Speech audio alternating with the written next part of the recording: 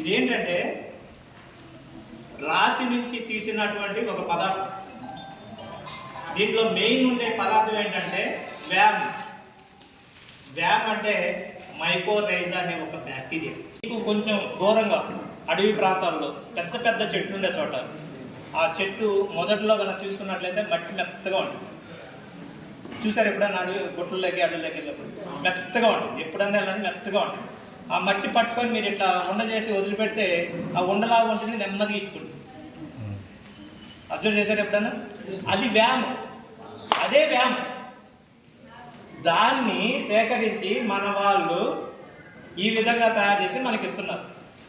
ఇది పనిచేస్తుంది లేదు అనేది మీకు మీరే టెస్ట్ చేసుకోండి. ఒక స్పూను ఒక కుండీలో వేసి ఒక మొక్కజొన్న విత్తనం కానీ ఒక జొన్న గింజ కానీ లేదంటే ఒక తైదు గింజ కానీ మీకు నచ్చిన గింజ అంటే ఏదో ఒకటి పెట్టండి. 40 రోజులు చూడండి. ఇంకో కుండీలో ఇది వేయకుండా ఒక విత్తనం నాటండి. సేమ్ విత్తనమే, ఇంకేమీ వేయదండి. మట్టిలో ఇది ఒక స్పూన్ వేసి నాటండి, ఇంకో దాంట్లో వేయకుండా నాటండి.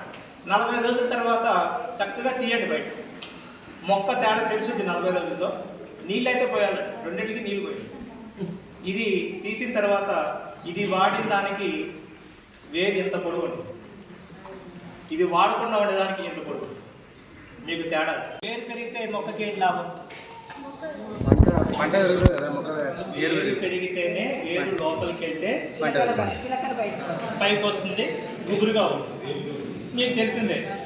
ఆ వేరు లోపలికి వెళ్ళే క్రమంలో ఇది ఏం చేస్తుందంటే ఈ సాయిపేర్ అనే పదార్థం ఏం చేస్తుందంటే దాంట్లో ఉండే వ్యామ్ అనేది వేర్లు ఇట్లా వెళ్తాయి కదండి, వేర్లు భూమిలోకి ఇట్లా వెళ్తుంటాయి కదా. ఇక్కడ ఈ గనుపుల్లో ఈ బ్యాక్టీరియా వెళ్ళి నిలబడుతుంది. ఈ బ్యాక్టీరియా అంతా ఇక్కడ పెరిగిపోతూ ఉంటుంది. ఇది గంటకి పెరుగుతూ ఉంటుంది. ఇది ఎన్ని రోజులు బతుకుద్ది? ఈ మొక్క బతికినన్ని రోజులు ఇది డెవలప్ అవుతూనే ఉంటుంది. మొక్క ఏదైనా వరి కావచ్చు, మొక్కజొన్న కావచ్చు, ఇంకో గోధుమ కావచ్చు, ఏదైనా కావచ్చు. ఈవెన్ మీరు వేసే లాంగ్ టర్మ్ పత్తి, మిరప కూడా ఏదైనా సరే ఇది